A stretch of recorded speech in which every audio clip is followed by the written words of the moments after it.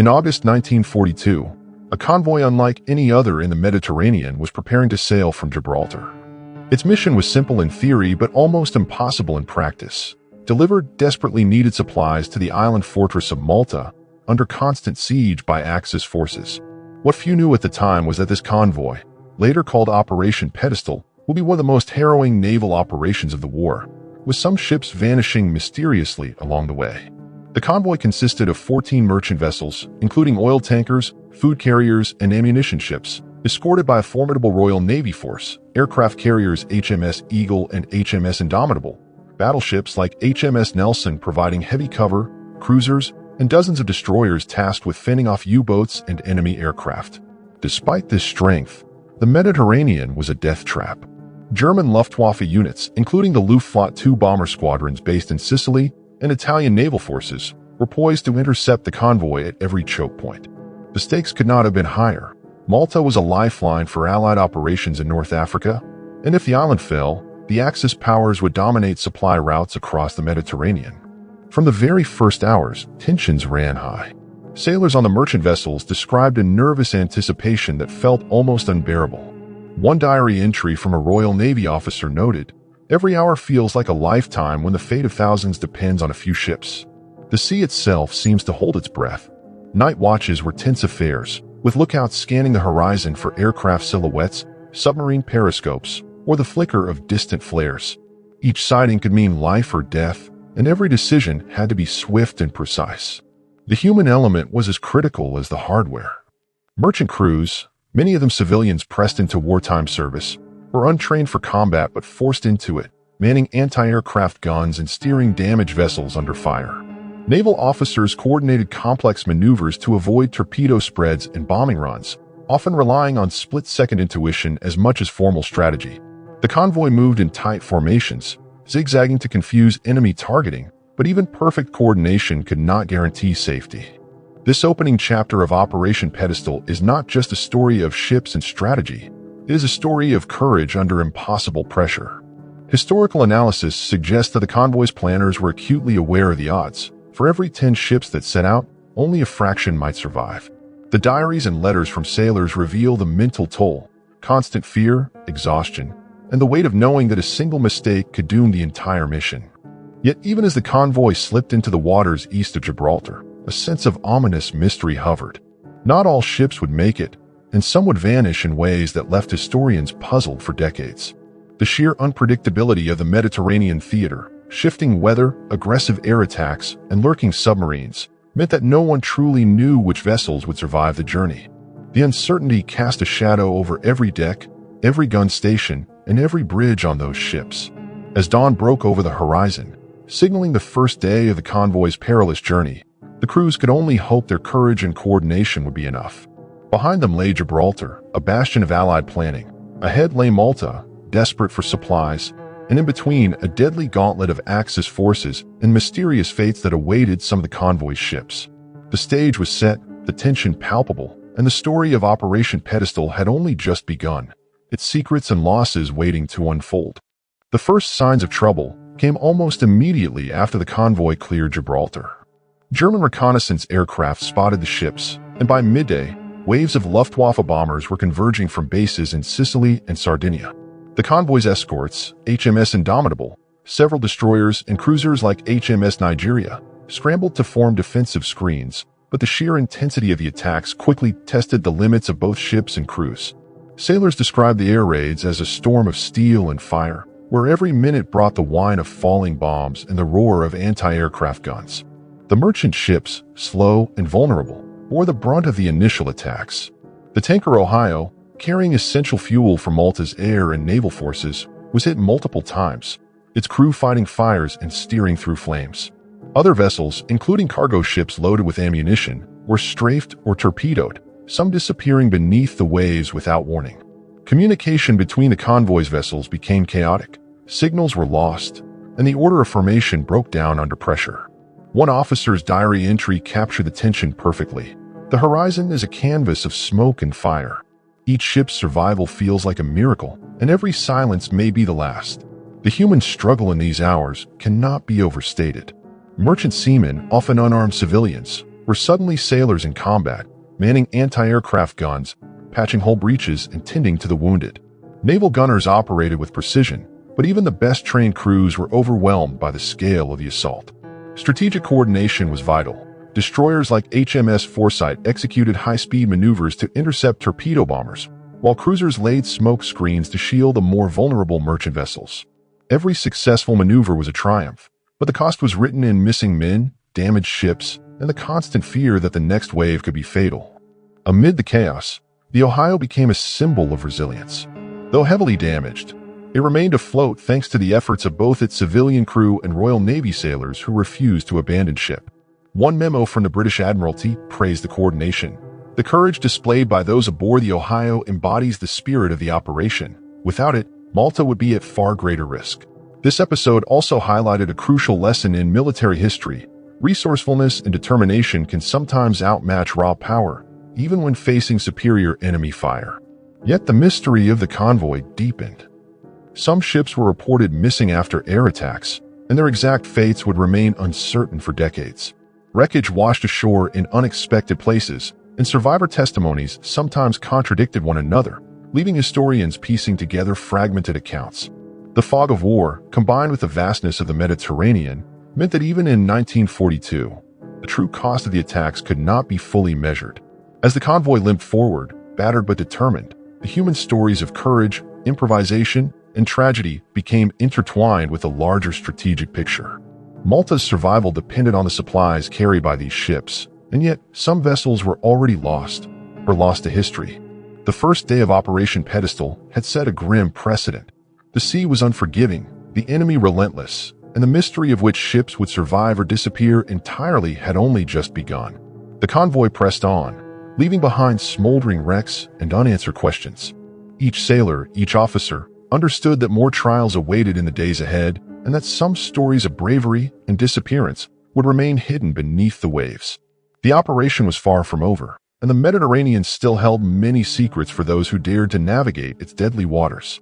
As night fell over the Mediterranean, the convoy entered one of its most perilous phases, the threat of fast-moving Italian and German torpedo boats lurking in the shadows.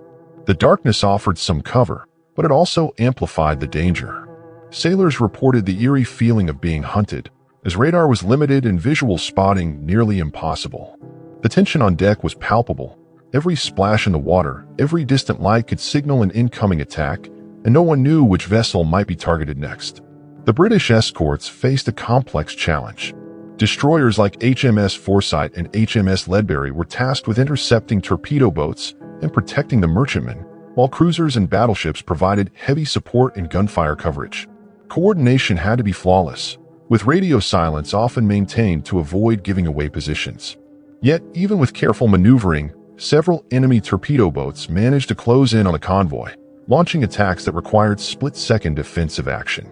The crews had to rely on a mixture of training, intuition, and sheer courage to fend off these nighttime assaults. Amid the chaos, the diaries of Royal Navy officers reveal the psychological strain. One entry reads, "We were ghosts among shadows, unseen and yet hunted. Every maneuver could mean life or death, not just ours, but the fate of the convoy." This reflects a broader truth of naval warfare. Technology and firepower alone could not guarantee success. Human decision-making under extreme stress was equally decisive. The convoy's success relied on the discipline, coordination, and bravery of crews who had been awake for hours, navigating in near-total darkness while under constant threat. The night also underscored the strategic complexity of Operation Pedestal. Italian MAS boats and German E-boats were using hit-and-run tactics to exploit gaps in the convoy's defenses. Some attacks were successful, and several merchant vessels suffered critical damage. Others vanished entirely, their last known positions recorded only in fragmentary reports. These unexplained losses added a layer of historical mystery to the operation, with historians still debating the exact number and identities of the missing ships. Despite these setbacks, lessons were learned in real time. Night operations reveal the importance of flexible formations, rapid communication, and improvisation when standard plans broke down. Ships that adapted quickly often survive attacks that would have destroyed less agile vessels. This adaptability is a lesson that resonates even today. In complex operations, preparation must be paired with the ability to respond effectively to unexpected threats. By the early hours of the morning, the convoy had survived the worst of the night, but the cost was clear. Damage reports indicated that several ships were limping along, their crews exhausted and weary. Some vessels had disappeared without trace, leaving their fates unknown and casting a shadow over the operation's progress.